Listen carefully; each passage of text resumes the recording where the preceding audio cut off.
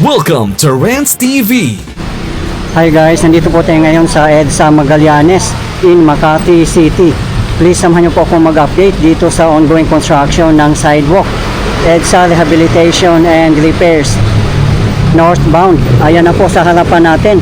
Ito po yung update natin today, July 9, 2026. Dito po tayo mismo nakapwesto sa Magallanes MRT3 Station. At sa ngayon po ay hindi pa rin po siya nare-rehabilitate.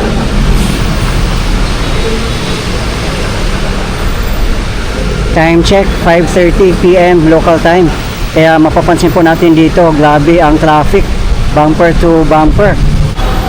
Babaybayin po natin itong northbound from Magallanes to Ayala in Makati City. Ang lapit lang pong lakarin guys.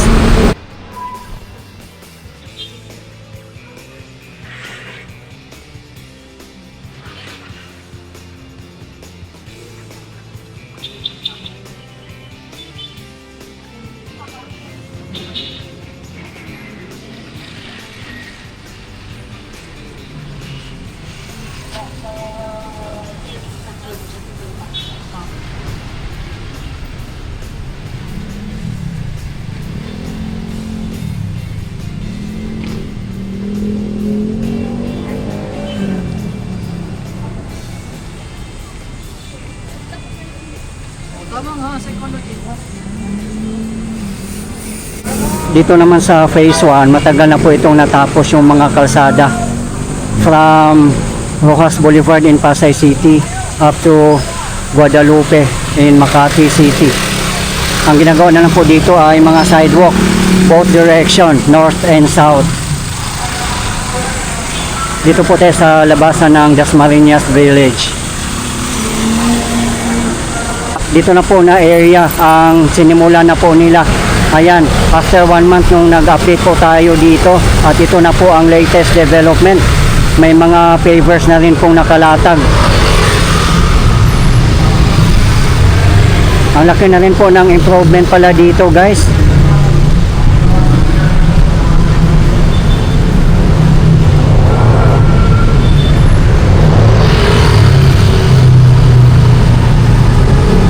Ang layunin po ng DPWH, ang minimum na lapad ng sidewalk ay 2.8 meters kasi kasama na po ang bike lane. Kaya magiging walkable and pedestrian friendly na po ang mga sidewalk sa kahabaan ng EDSA.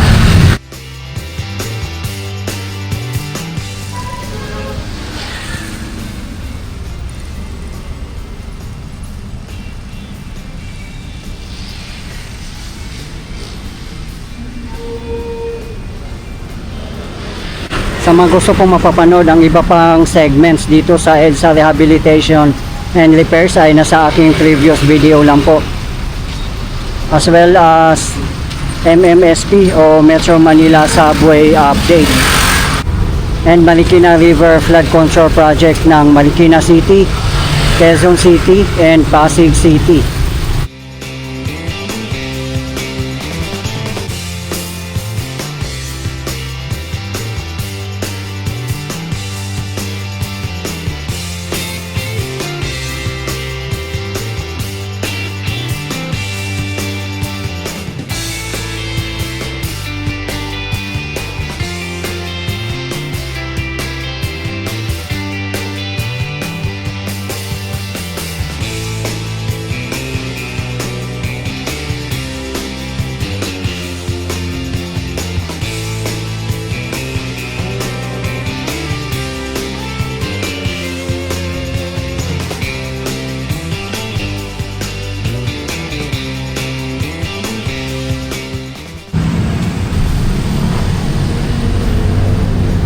Yung distance naman po from Magallanes to Ayala ay less than 1 kilometer lang po.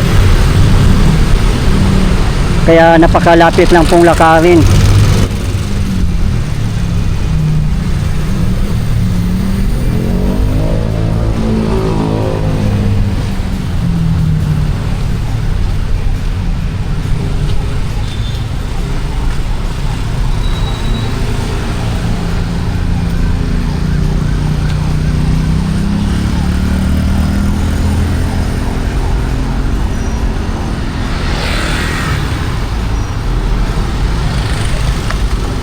Ang contractor naman po dito ay Redicon Trading and Construction Corporation.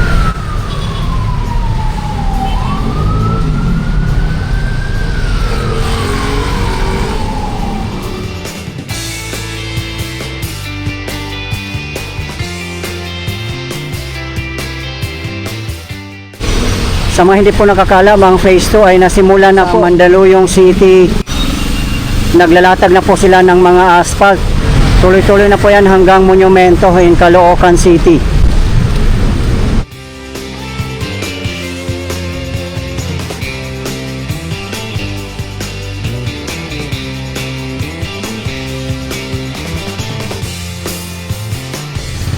Buong EDSA po ang rehabilitation and modernization from Rojas Boulevard in Pasay City up to Monumento in Caloocan City.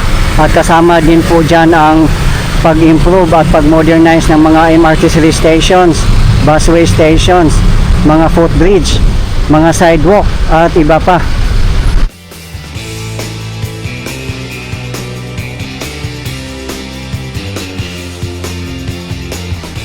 Ito po yung existing bus stop.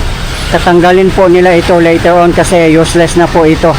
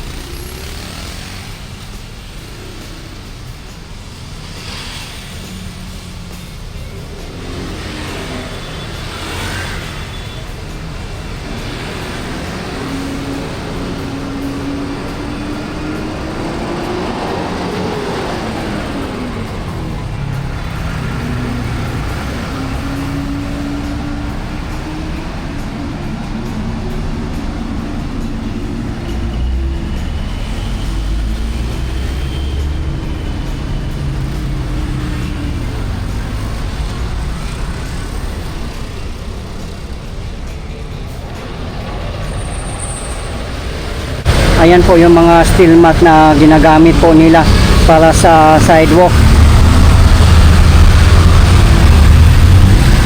At yan naman po para sa gutter.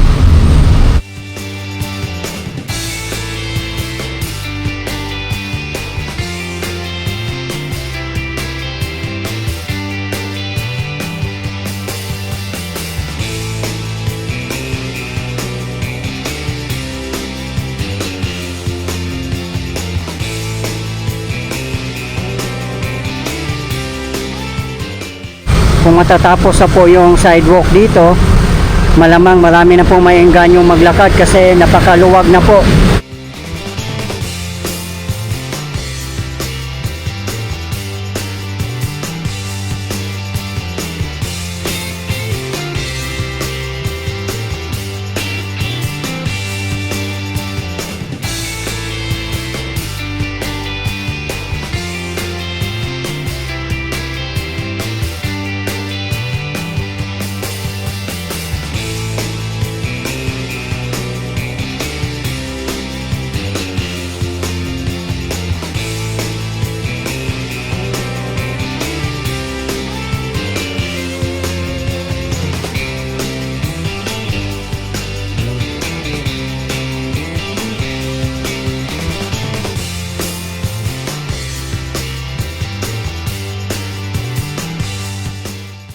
Ayan, hanggang dito pa lang po ang na-concrete.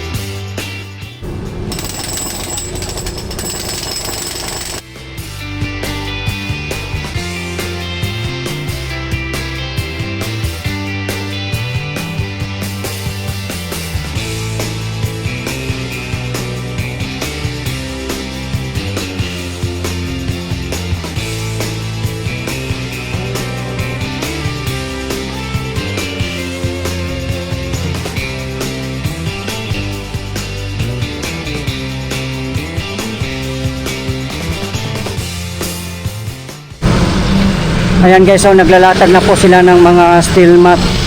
Ang susunod na po nila yan ay magbubuhos na po.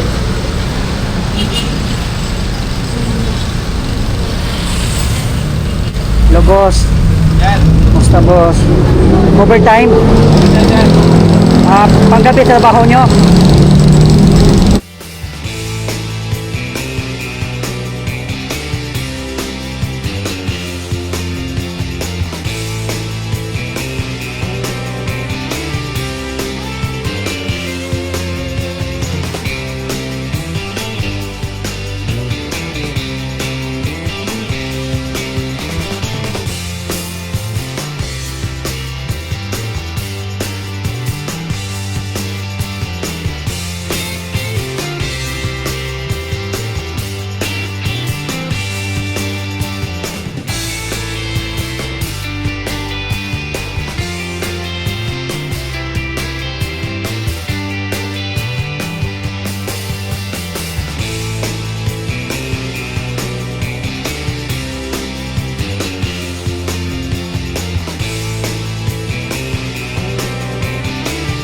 Panggabi kayo, trabaho nyo? Hindi. Umaga, sir. Ba't nandito pa kayo? May overtime kayo. Overtime? O mag-shoutout muna kayo. Ha? Shoutout. Shoutout sa'yo, boss. Oh, shoutout din. Sa Barangay Dato Paglas, Maguindanao. Yes, Okay. Very good. Shoutout. Kumusta ang trabaho? Okay naman? Okay naman. Very good. Okay. O mga idol, shoutout. Lagan. Kuya. Yan. Yan. Shoutout sa kay Mongs Vlog. Kay Mongs Vlog. Nandito na kami sa Manila, Mongs Vlog. Yun lang. Okay. Shoutout sa kay Omri Vlog sa Dato Paglas, Maguindanao. Yan, thank you. Yan. Boss. Bye.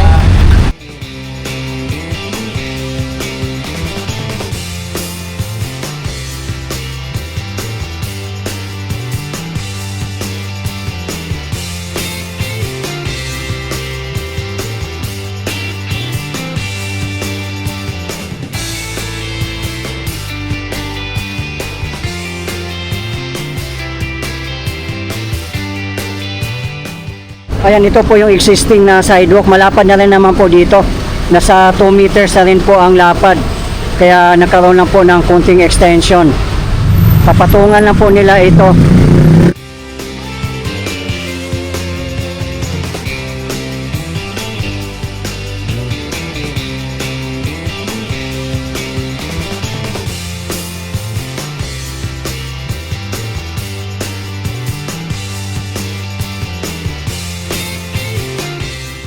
Hindi pa nila natanggal yung mga bakod dito.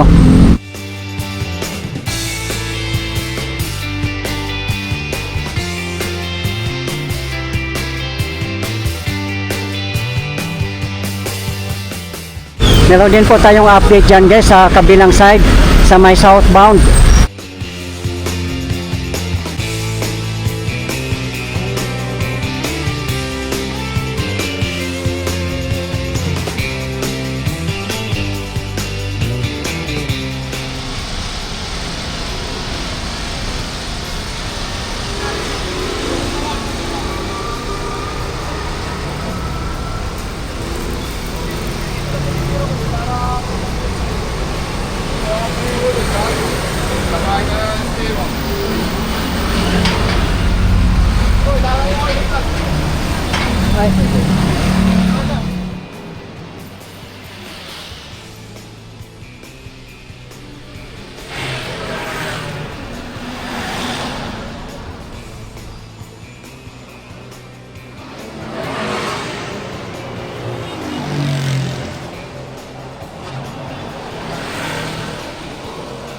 Sobrang smooth na po ang biyahe ng mga motorist kasi no more lubak-lubak.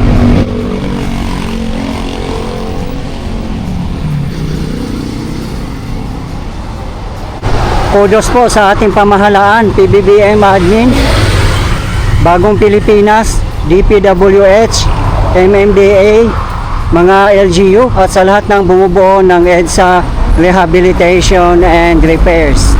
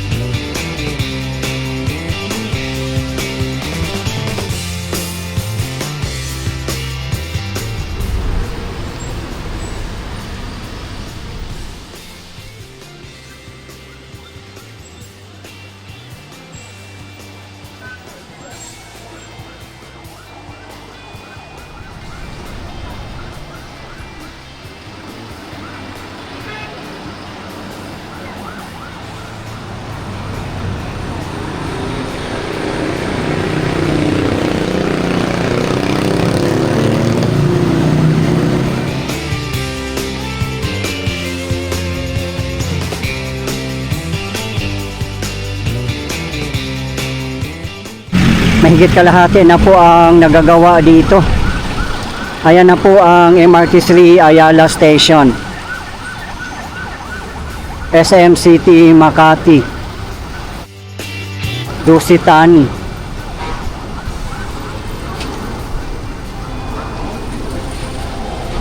Yung mga buses na po nakapila dito ay dyan po ito magpapark sa One Ayala Terminal.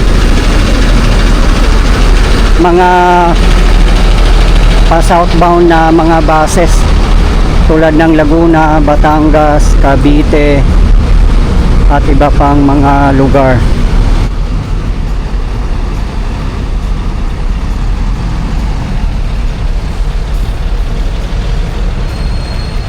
Ayan na po mismo ang Ayala MRT3 Station. Sa ngayon po ay hindi pa rin po siya na-rehabilitate.